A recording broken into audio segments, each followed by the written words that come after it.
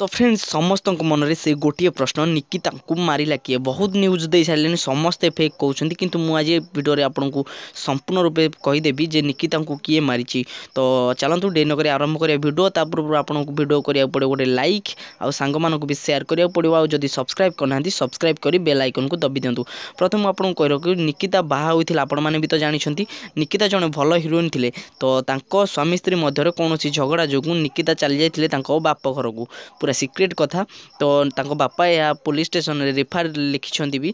तो निकिता जो झगड़ा था एवं निकिता स्वामी ना थिला लिपन से लिपन भी तांको बाप घर को माने तांको ससुर घर को जाइथिले फल निकिता एवं लिपन को मध्य कौन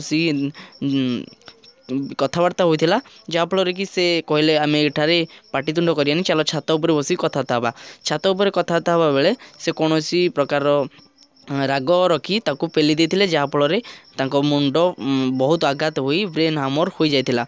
तो ये आपण को आशा करुच्ची संपूर्ण रूपे तथ्य जानी कहीं ना कौन फेक न्यूज नुह आपण मैंने जानतु जे लिपन तांको ससुर को जाई निकिता ही मारी आपण भी जानले किए निकिता को मारी निकिता ही मारी स्वामी लिपन।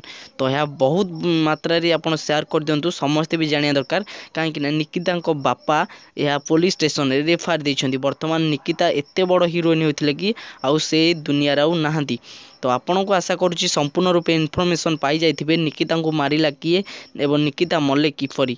तो यही जोड़ी आपण मानक केमिति लागुथिला एवं वर्तमान आपण निकिता स्वामी लिपन को केउ भवाल माने केउ प्रकार आपण फांसी दबाकू चाहुछंती कि नाही तेबे निश्चित कमेंट बॉक्स रे कमेंट करंतु।